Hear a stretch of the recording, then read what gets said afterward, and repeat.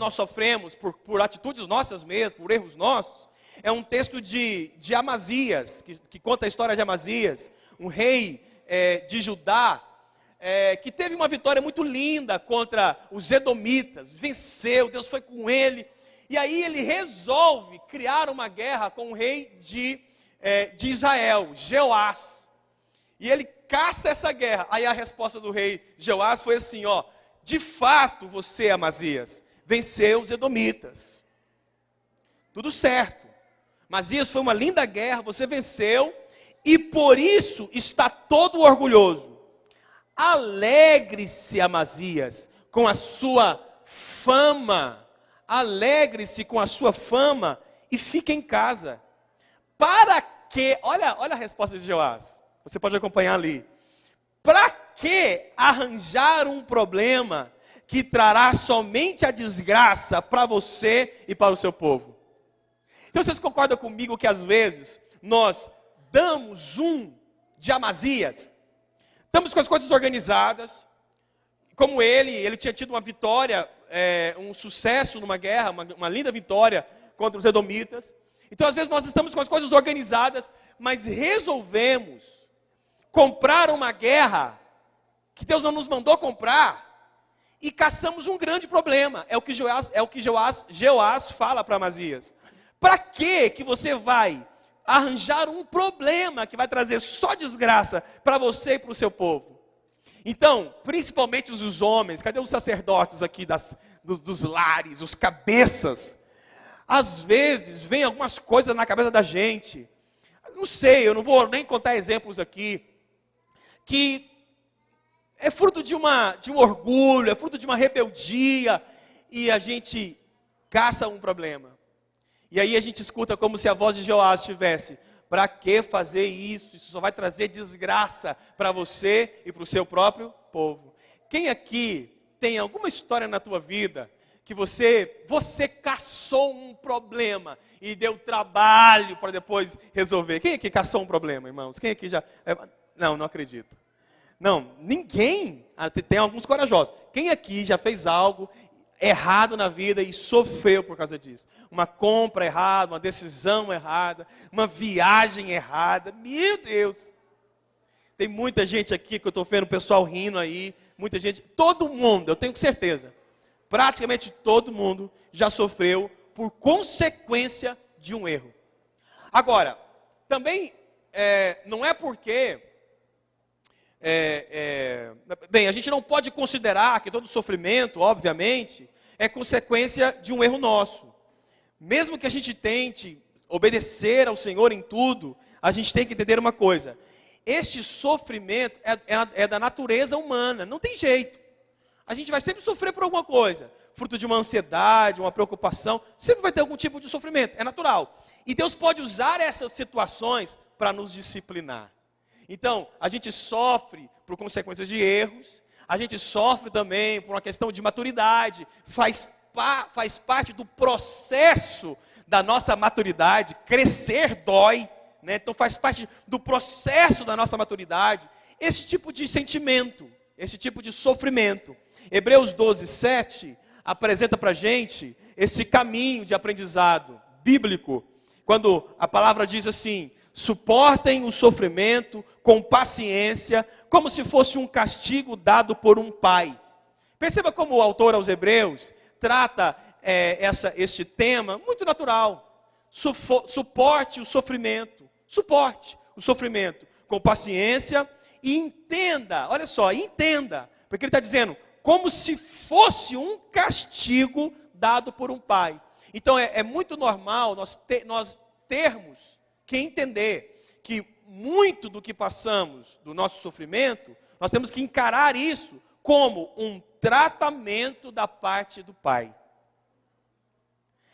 Pois o sofrimento de vocês, continua o versículo dizendo, mostra que Deus os está tratando como seus filhos. Então é muito bom quando a gente erra, passar por algum tipo de correção, porque isso fala que nós somos filhos. Filhos têm que ser tratados. Será que existe algum filho que nunca foi corrigido pelo pai? Então esse é o versículo 7 de Hebreus 12. Nós precisamos encarar que aquilo que nós estamos passando é um aprendizado. Quem entendeu aqui essa introdução, diga amém. Ok, agora, o importante, irmãos, da gente aprender a ter as atitudes certas, é que, como nós não podemos escolher sofrer ou não sofrer, é lógico que em algumas situações muito específicas, você pode simplesmente dizer, não vou sofrer mais por isso, é possível, né? Mas passar pela situação de sofrimento não é uma opção nossa, nem sempre é uma opção nossa, né? Agora, como não é uma opção, a gente tem que aprender a passar com maturidade por esse tempo.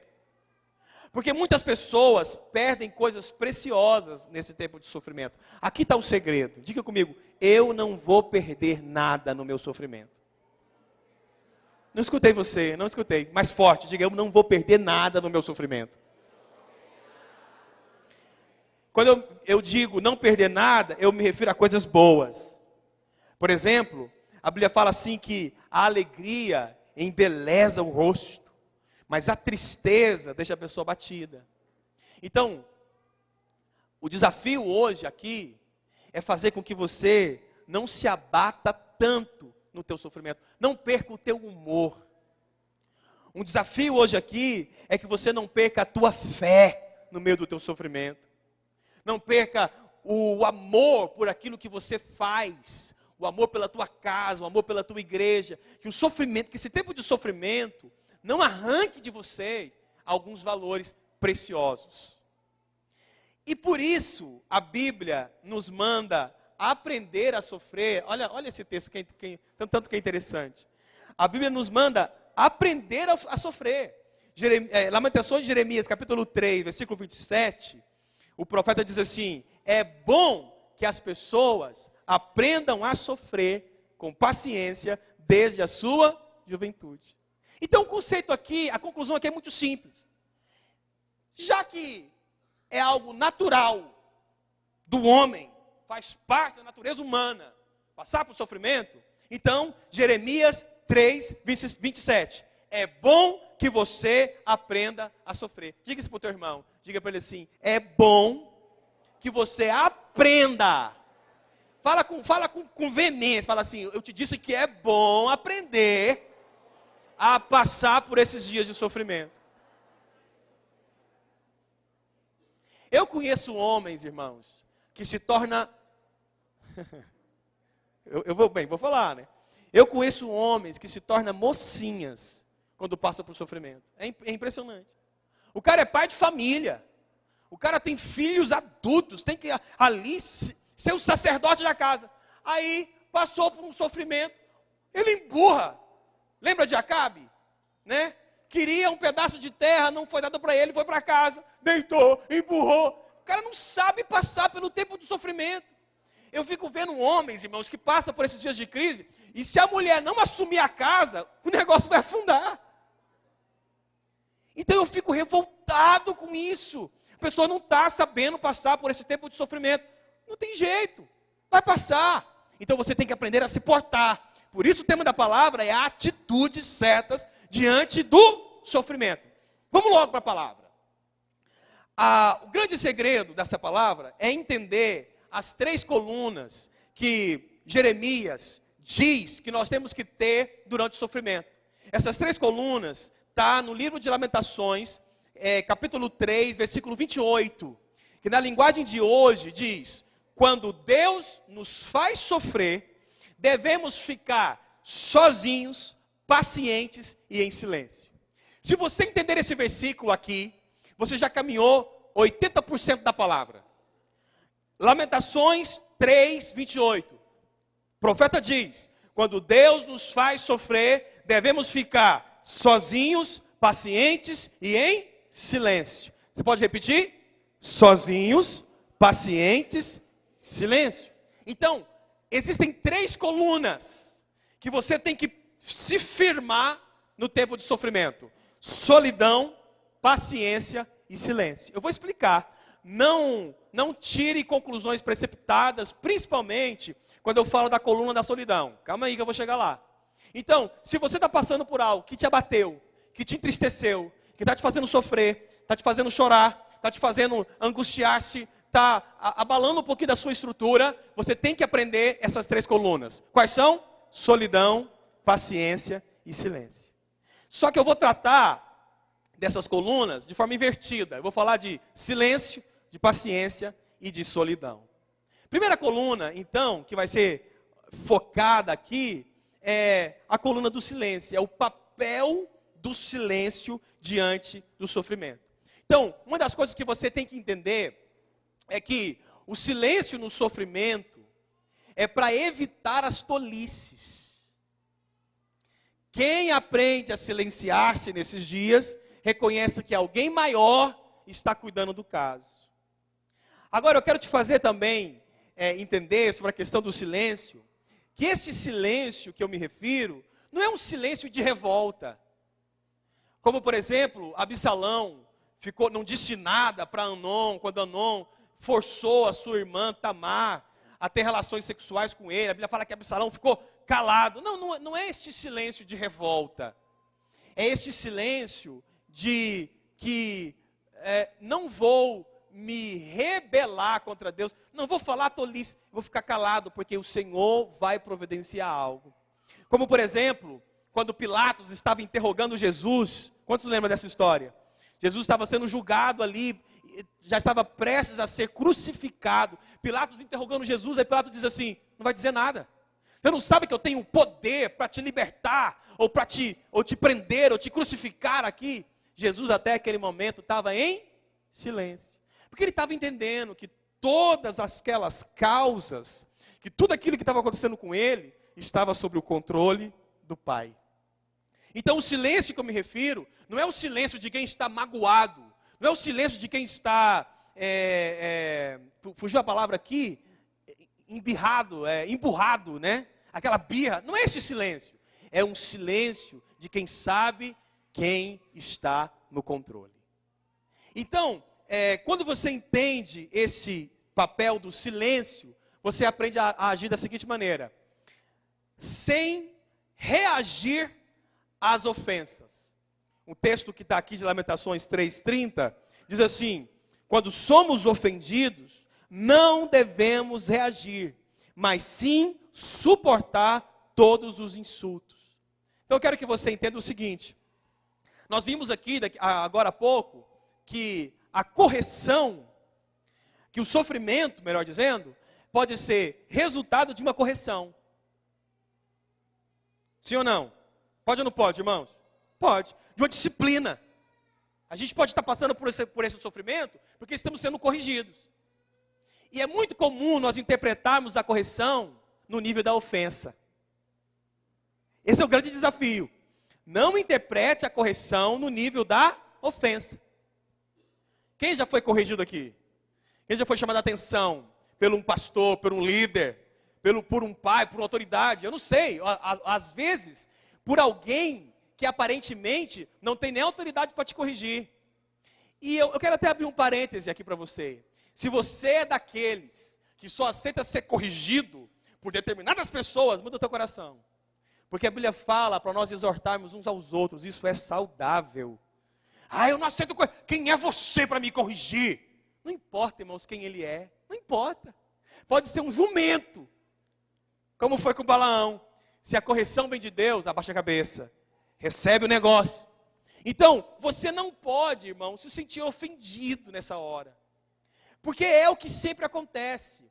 Quando você está passando por alguma correção, você se sente ofendido, porque você nunca acha que você é digno ou que você é merecedor daquilo. Não, você é muito bom. O que eu fiz, Deus, para merecer isso? Você começa a ter atitude de revolta. E Lamentações está dizendo para você: não reaja no nível das ofensas. Quando somos ofendidos, não devemos reagir, mas sim suportar todos os insultos.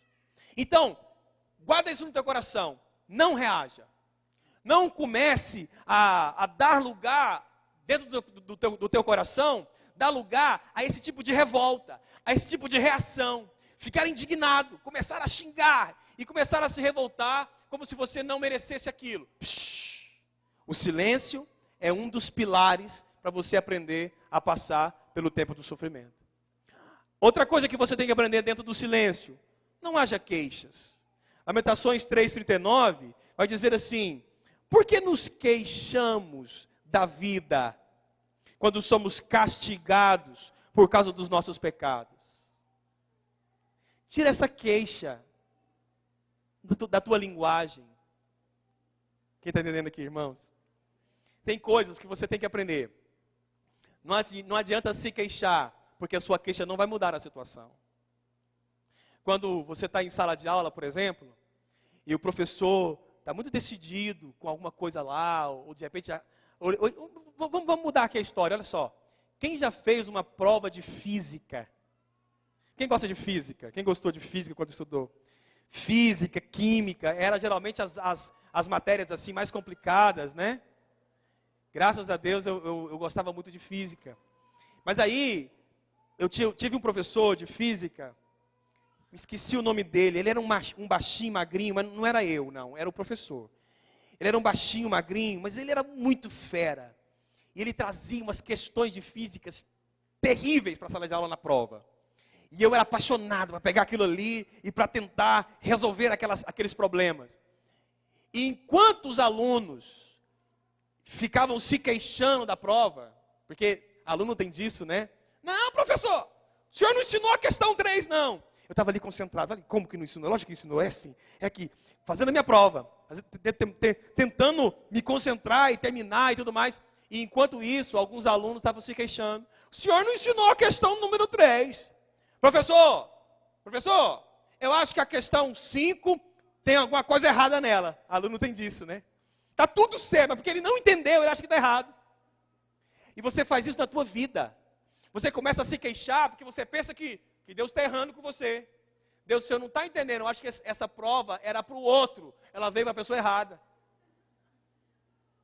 Professor, o senhor tem certeza que foi nessa turma que o senhor ensinou sobre essa matéria? Então, escuta, irmãos, as suas queixas das questões da tua prova, não vai mudar a tua prova, só está atrasando a resolução do problema.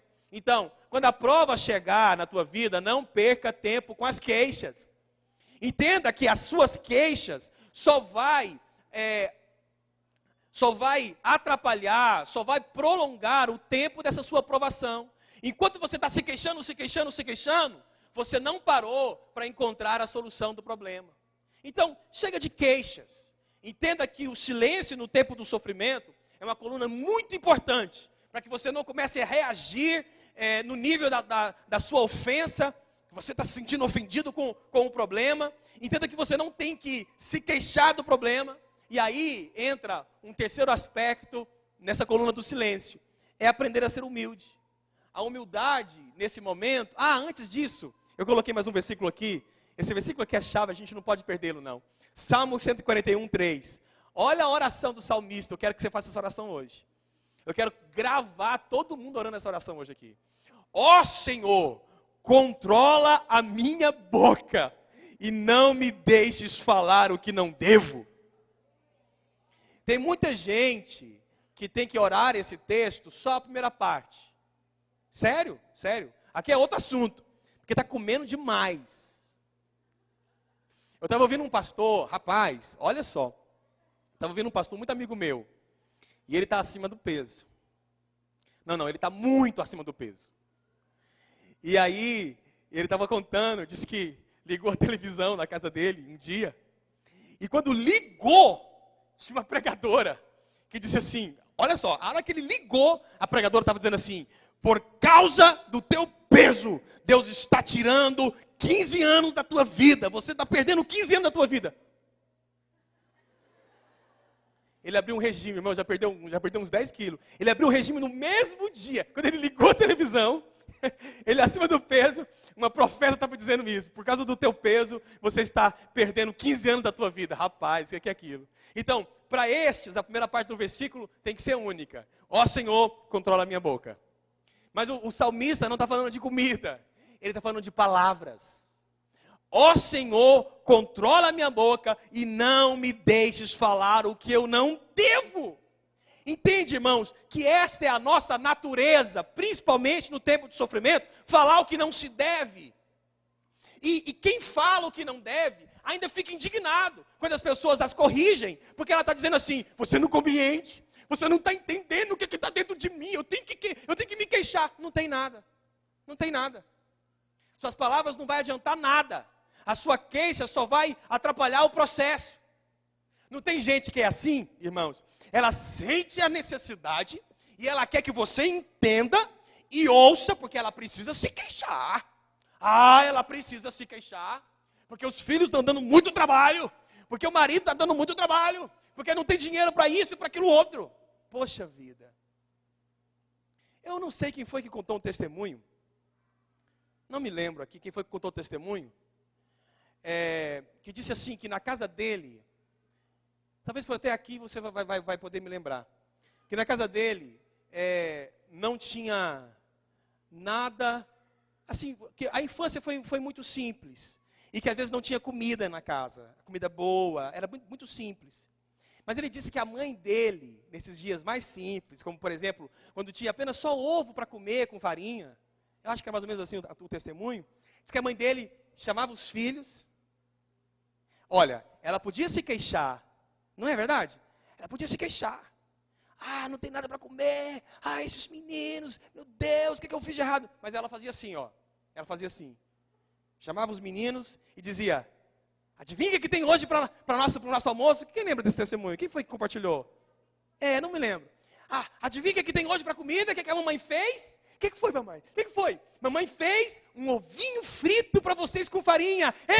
Eu gosto de ovinho frito. Irmãos, as crianças cresceram tendo falta do que comer, mas nem perceberam, porque a mãe não falava o que não devia.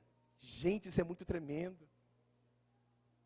E aí, irmãos, as crianças nem perceberam que só tinha um ovinho frito com farinha. Comia com tanta alegria. Eu me lembro de um menino, lá em Palmas, né? A gente morava na chácara, e o menino oferecendo para minha mãe um lanche. Professora, ô tia, quer um lanche? O que é, meu filho, o seu lanche? É um pão com manteiga, não é assim? Não, é farinha com manteiga. É uma farinha com manteiga. E aí, quem já comeu uma farinha com manteiga e açúcar? É gostosinho, é gostosinho. Aí a minha mãe perguntou assim, é com manteiga e açúcar e tal? O menino disse assim, não, é manteiga de poico. Poico. Rapaz, ele comendo uma farinha com manteiga de porco. E ainda estava tão satisfeito que estava oferecendo a farinha para os outros. Irmãos, e nós temos esse costume de queixa, de falar que não deve. Sai dessa, olha para o teu irmão e fala para ele assim, sai dessa. Meu Deus, o povo não aprende a sofrer. Tem que aprender a passar por esse sofrimento. Dentro do silêncio ainda, entenda que o caminho é a humildade. Jeremias vai dizer assim, devemos nos curvar, humildes, pois ainda pode haver esperança. Esse texto, em outra tradução, coloca a tua boca no pó, porque ainda pode ter esperança. Então, ao invés de estar sofrendo, ao invés de você ficar barulhando todo mundo, se queixando, reclamando, seja mais humilde. Porque o soberbo sempre se considera indigno do sofrimento. Nunca ele é merecedor, não, porque ele é muito bom. Mas o humilde, ele se encurva, porque ele sabe que na sua humildade, na sua humilhação, pode ter esperança. Não tem como não lembrar aqui da história de Jó. Uma mulher tola, que disse, amaldiçoa esse Deus, Jó, e morre. E o homem sábio, que estava ali em silêncio, sem queixas, porque ele sabia que a humildade dele poderia mudar o seu futuro. Lembra de Ezequias? O profeta chega e diz assim, arruma a tua casa, tu vai morrer mesmo, cara. A morte chegou para você. Ao invés dele ficar se revoltando, provavelmente Ezequias ali não tinha nem filho. Ao invés dele ficar revoltado porque era muito novo pela morte, não. Ele colocou o rosto contra a parede, foi orar, humildade no coração. Senhor, ô Senhor, me ajuda e tal. O profeta não tinha nem saído do pátio do palácio. Deus falou com ele assim, epa, Isaías, volta lá porque o coração de Ezequias está tão humilde, tão quebrantado, eu resolvi dar para ele mais 15 anos. Quem sabe a tua humildade não vai te acrescentar mais 15 mil reais. Quem sabe a tua humildade não vai te acrescentar mais 15 discípulos. Quem sabe a tua humildade não vai te acrescentar mais 15 luas de mel com teu maridão. Então você perde muitas coisas porque não é humilde. A segunda coluna que a gente tem que trabalhar aqui um pouquinho mais rápido é a paciência. É o papel, entender o papel da paciência no seu tempo de sofrimento. A paciência, ela é um escudo. Quando perdemos essa paciência, nós damos lugar à ansiedade, a essa falta de temperança, damos lugar ao medo. Então, a paciência no tempo do sofrimento, ela é um escudo para você. Espera com paciência. Vai passar. Então, deixa eu dizer algumas coisas que vai te ajudar a ser paciente no seu sofrimento. Primeiro, entender que aguentar o sofrimento com paciência não é uma opção, é uma exigência. É uma exigência. Apocalipse 13:10. Quem tem, eu gosto desse texto, eu gosto dessa versão, porque coloca as coisas com toda naturalidade e faz o foco na paciência. Apocalipse 13:10 diz assim, quem tem de ser preso, será preso. Quem tem de ser morto pela espada, será morto pela espada. O que eu entendo disso? É assim, tem coisas na vida da gente que não tem jeito, vai acontecer. Concorda comigo? Tem coisa que vai acontecer. O que Jó fez? Para perder os filhos, perder seus gados, seu gado, casa. O que Jó fez? Nada. Aconteceu. Então tem coisas que vai acontecer. Graças a Deus, essa semana, eu encerrei uma parte da novela com aquela história que eu contei para vocês aqui do meu carro. Mas tem uma coisa tão engraçada. Vocês sabem que eu comprei um carro, fiquei 90 dias com esse carro, consegui devolver o carro. E dos 90 e poucos dias que eu fiquei com esse carro, 75 dias o carro ficou na oficina, um carro novo, um carro bom. Aí teve um dia que eu peguei o carro na oficina e pensei, poxa, está resolvido. Fui no centro pegar fazer umas guias de consulta para os meus filhos. E aí, bem aqui na Avenida Genésio, irmãos conhecem a avenida, muito movimentada, era bem cedo, 7 e poucos da manhã. Um homem muito educado, mas acho que tem horário para algumas educações. E o povo aqui não é educado no trânsito. Aí um homem me para na faixa de pedestre, no meio do movimento grande. Eu já olho aquilo, ligo o pisca-alerta, paro atrás dele e já fico procurando como sair daquilo ali. Aí o carro que vem atrás de mim para também atrás. Eu me sinto mais seguro. Mas uma mulher, irmãos, veio. Acho que ela estava no celular, não é possível, porque ela nem freou. Ela bateu com tanta violência que ela empurrou 4 carros e um dos carros foi o meu.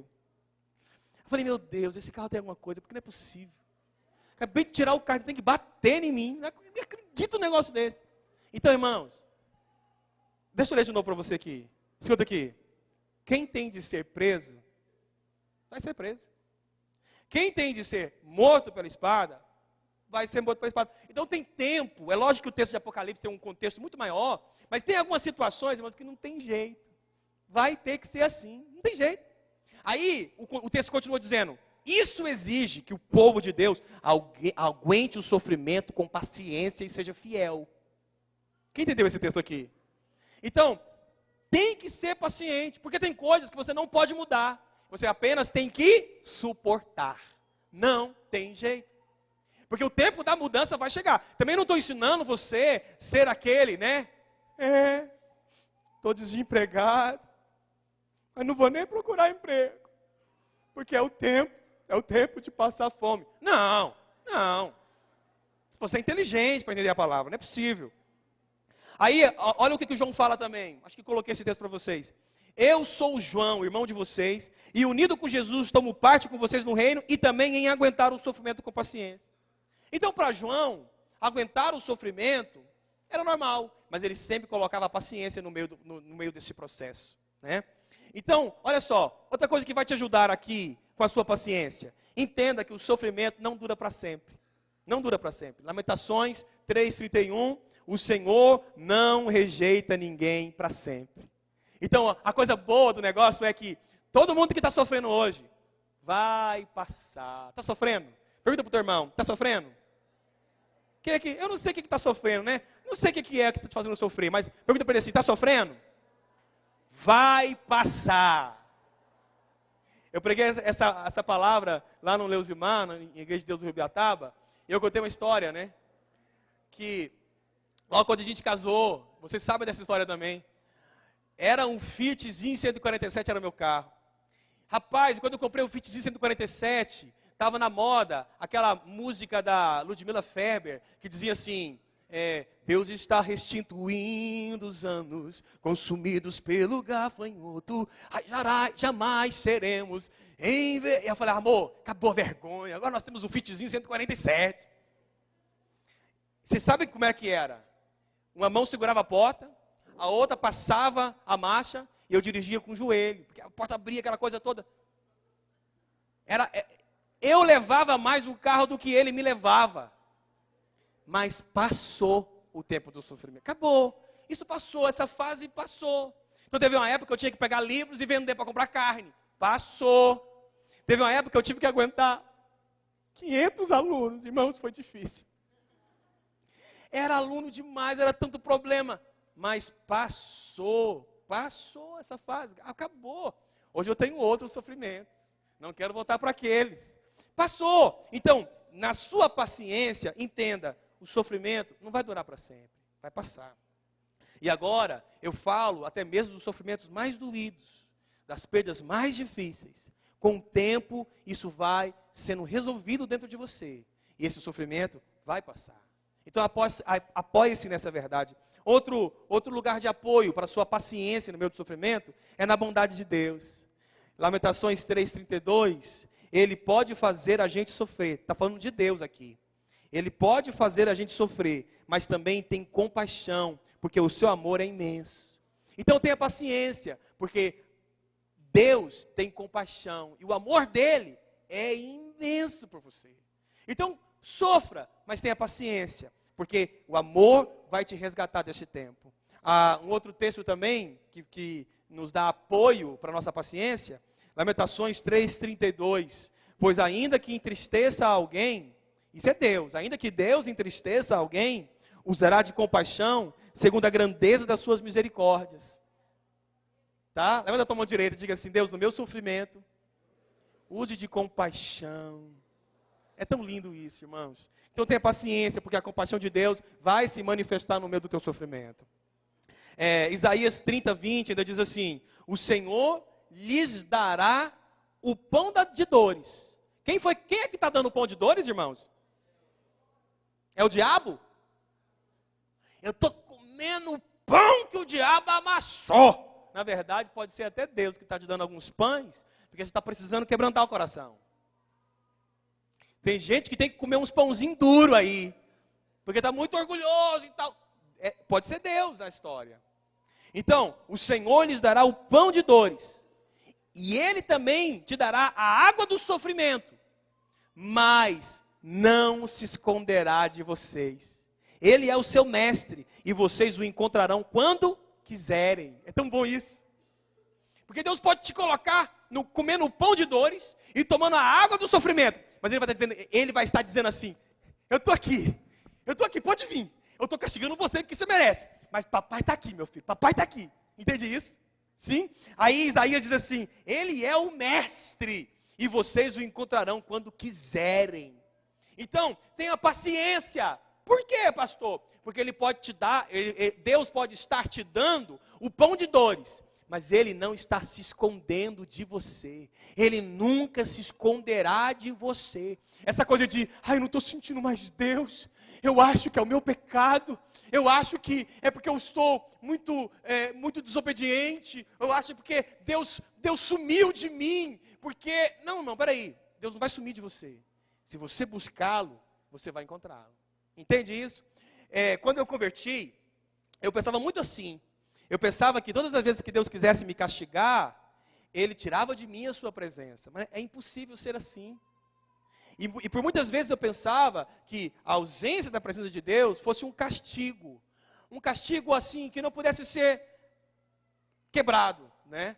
Mas eu fui entendendo que, na verdade, muito do que a gente sente é só nossa consciência culpada. E que, se você buscar a presença de Deus, ela sempre vem para você. Entende isso? Pastor, mesmo se eu estiver errado, mesmo. Por quê, pastor? Porque a Bíblia fala que é o Espírito Santo que te convence. Então, se Ele quer te ensinar, e se Ele quer mudar a sua vida, como é que Ele vai tirar a influência do próprio Espírito dEle, do próprio Espírito Santo na tua vida? Não tem jeito, tá? Então, vai entendendo isso daí. Então, Ele não se esconde de você. Qualquer que seja o nosso sofrimento, você não pode interpretá-lo como falta do zelo de Deus. Tá, irmãos? Quem está comigo aí, quem entendeu isso? Qualquer que seja o teu sofrimento, não interprete o sofrimento como se Deus não estivesse sendo zeloso pela tua vida. Então, na tua paciência também, apoie-se no propósito de Deus.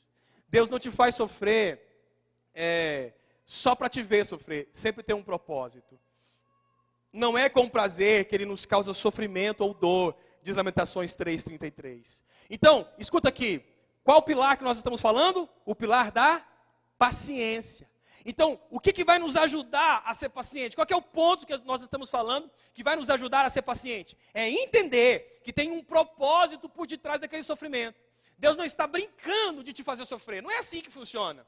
Então, seja paciente, porque aquela situação, se você aprender com ela, ela vai te levar para um propósito. Quem entendeu isso aqui, diga amém. Outra coisa, Deus está vendo o sofrimento. Não tem esse negócio de, Deus não está vendo o quanto eu estou sofrendo. Isso não existe. Lamentações 3:37 diz, ninguém pode fazer acontecer nada se Deus não quiser. Então, escuta, Deus está no controle. Quem está comigo, quem está entendendo aí?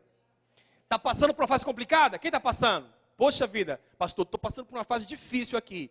Beleza, seja paciente, entendendo que a paciência é uma exigência para os fiéis, entendendo que o seu sofrimento não vai durar para sempre, então calma, seja paciente, entendendo que no meio do seu sofrimento a bondade de Deus vai se manifestar, a compaixão de Deus vai se manifestar, e entendendo que tem um propósito maior na tua vida do que apenas este sofrimento. Você não vai morrer nisso daí. O deserto é só um caminho para Canaã, só isso. Olha para o teu irmão, abre o olho dele e diga assim, meu querido, não irmãos, parece que vocês não estão aqui. Quem está aqui?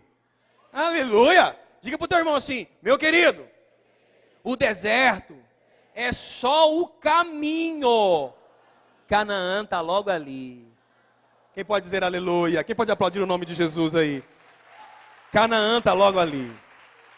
Então seja paciente, seja paciente. E a última coluna que a gente tem que entender é a coluna da solidão, o papel da solidão. E aí, essa solidão não é uma solidão depressiva, não.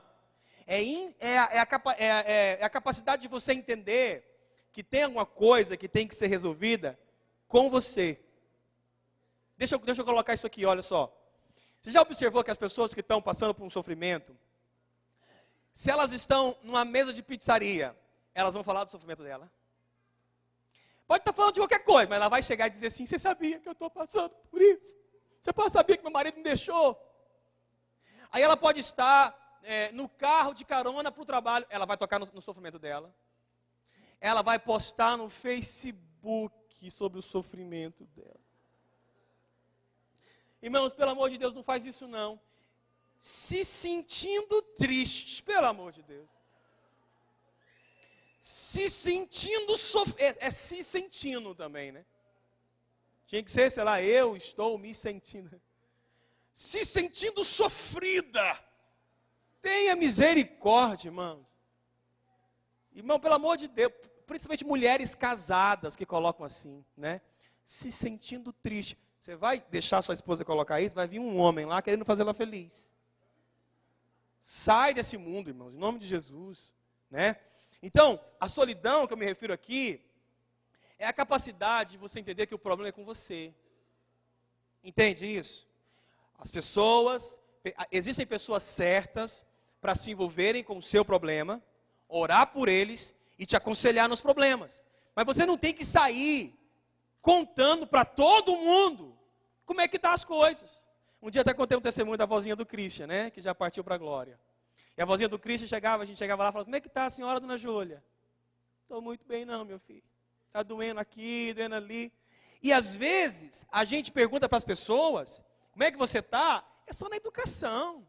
Ela quer que você responda assim, está bem, está caminhando. Não é para ouvir você derramar 1 milhão de toneladas de problema.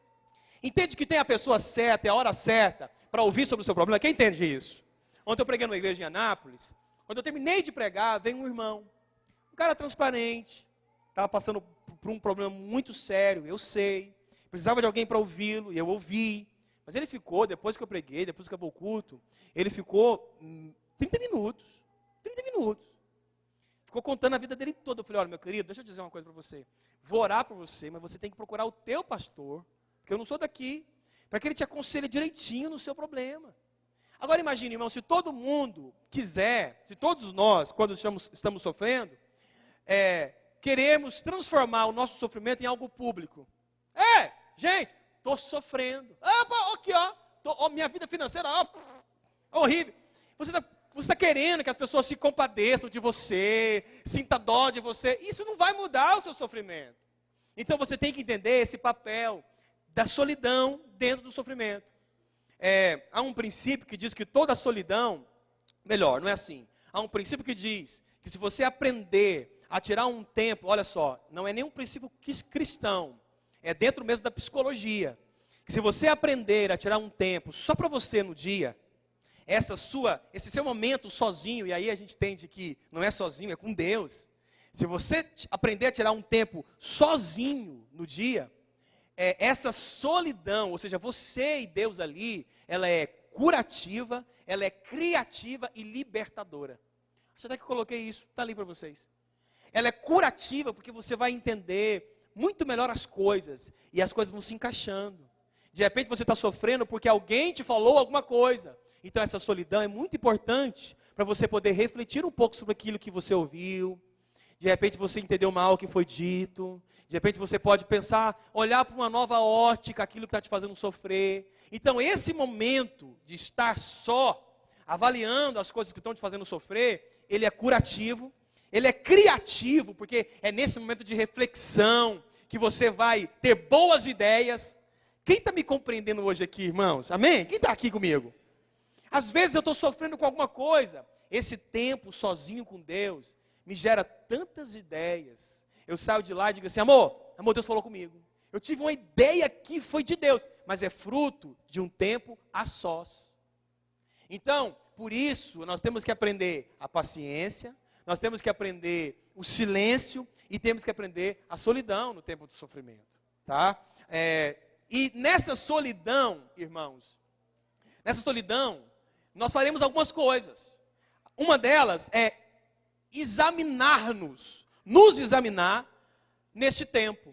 Lamentações 3:40 diz assim, examinemos seriamente o que temos feito e voltemos para o Senhor. Acontece que se você está passando por um problema e está se esquecendo de ter esse tempo a sós com Deus, para falar, orar e até meditar um pouco sobre essa situação, se você não estiver fazendo isso, você vai começar a pensar que o seu sofrimento é culpa dos outros. Você conhece alguém assim, não conhece? Sim ou não? Você conhece alguém assim? Você conhece. Não é você não, mas é alguém que você conhece. Que quando está sofrendo, tudo que ele está passando é culpa do outro. Ele não tem dinheiro, é porque o Brasil está em crise. Não é porque ele não estudou. Não é porque quando ele era menino, ele fugia da escola, ia para a pecuária. Não. O Brasil está em crise. Não é porque ele não tem uma boa profissão. Não. O problema é que o Brasil está em crise. A minha esposa estava compartilhando uma reportagem. É lógico que eu não desconsidero aqui a crise do Brasil. Mas a minha esposa estava compartilhando uma reportagem de um vendedor de lanchas. Eu acho que era isso. As lanchas aí cotadas em quase R$1 milhão. Não era assim? E perguntaram para ele se as vendas destas lanchas, nesta crise, caíram. Ele disse, não. O povo continua comprando as lanchas. Eu falei, mas é lógico, eu fui um desses que comprei lá e tal. Então, gente, para de, no tempo do sofrimento, colocar e tentar encontrar culpa, e comece, a culpa dos outros, e comece a se examinar. Examinar. Por que você perdeu uma oportunidade? É porque o fulano que tinha que me dar a oportunidade foi grosso, foi estúpido, foi isso. Será que você não contribuiu? Será que a sua atitude também não contribuiu nesse processo? Se examine, irmão. Se examine. Uma das piores cegueiras de uma pessoa é quando ela não consegue enxergar a si mesma. Não consegue enxergar quem ela é. Acorda! Tem pessoas tão grossas, mas não, elas não aceitam, não, eu não sou assim. São as pessoas que se ofendem por qualquer coisa. Entende? Se ela ofende alguém, a culpa não é dela. Não, a culpa é da pessoa que se ofendeu. Porque ela nunca consegue se enxergar. Então, a solidão te ajuda a te examinar nesse tempo de sofrimento. Pastor, por que eu tenho que aprender a paciência, o silêncio e a solidão? Porque, escuta, sofrimento é tratamento. Se você não for aprovado, você vai passar por ele de novo. Quem aqui já reprovou algum ano aí de vida, ano letivo? Cadê? Quem reprovou no primeiro ano, quinto ano, segundo ano do ensino médio, terceiro ano? Quem reprovou tanto que desistiu de estudar aqui? E todo mundo que reprova tem que repetir o ano. Existe negociação, irmãos? Não, eu reprovei, mas eu prometo que o próximo ano eu vou ser melhor. Deixa eu passar para a 7ª série, diretor. Não tem jeito. Reprovou, tem que repetir. Mas eu mudei. Eu juro que eu mudei. Beleza, mas você vai fazer a mesma série de novo.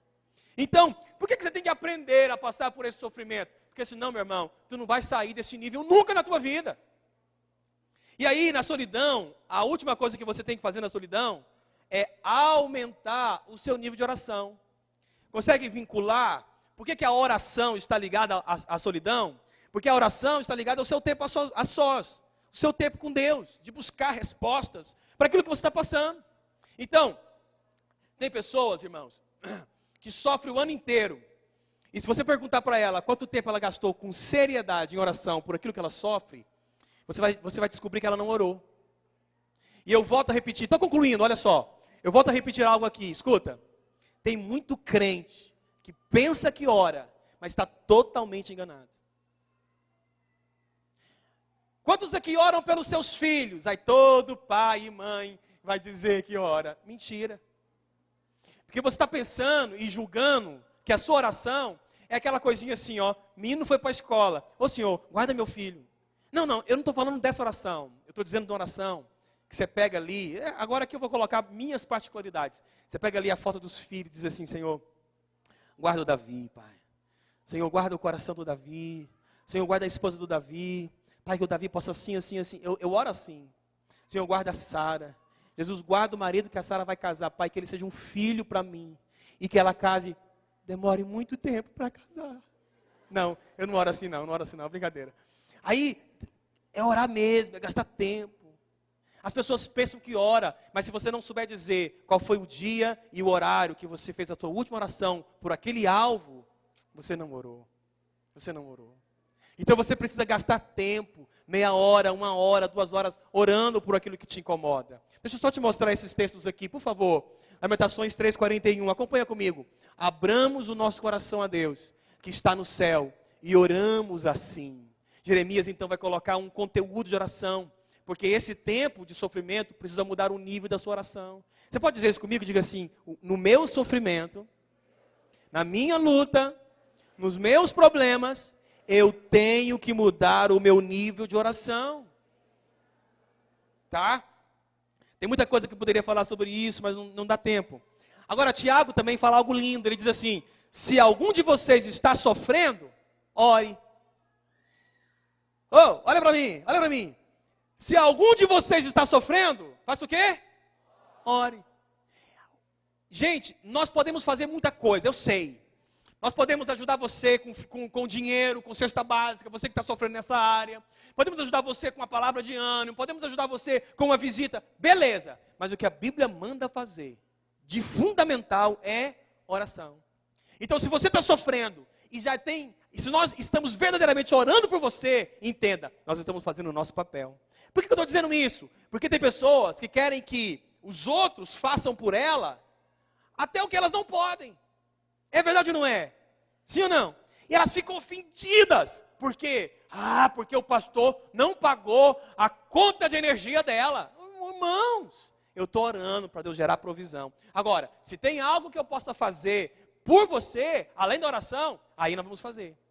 Mas a Bíblia em Tiago 5,13 disse que a essência da atitude de cobertura, de pastoreio, para aquele que está sofrendo, é a oração. Se algum de vocês está sofrendo, ore, ore. Aí depois vai dizer, se alguém está contente, cante hinos. Mas se está sofrendo, então, ore. Salmo 146:3. Não ponham a sua confiança em pessoas importantes. Vamos ler esses dois textos de pé? Fica de pé. Não ponham a sua confiança em pessoas importantes, nem confiem em seres humanos, pois eles são mortais e não podem julgar ninguém. Então por que a gente tem que orar? Porque a nossa confiança não está nas pessoas importantes. A nossa confiança está no Senhor, e por isso eu vou buscá-lo em oração. E o último texto, Salmo 146:5, que diz assim: feliz aquele que recebe ajuda do Deus de Jacó. Irmãos, nossa, que tremendo isso aqui. Porque, às vezes, quando a sua provisão vem de homens, você está limitando a abundante provisão de Deus. Quem entendeu isso aqui? Eu quero a ajuda do pastor, do fulano de tal e tal. Então você fica dependendo da ajuda daquela pessoa, mas quando você aprende a buscar os seus recursos em Deus, então esses recursos são inesgotáveis. Por isso é comum que Deus faça que os recursos humanos esgotem na sua vida. É comum que o ribeiro de Serite seque. É comum. É comum que as águas sequem na tua vida. É comum. Por quê? Porque Deus quer te levar a uma fonte inesgotável. Então é muito comum que Deus feche as portas para as ajudas humanas no seu tempo de sofrimento, para que você só tenha um caminho: busque ajuda divina. Então o texto diz: feliz aquele que recebe a ajuda do Deus de Jacó, aquele que põe a sua esperança no Senhor, seu Deus. Amém, irmãos?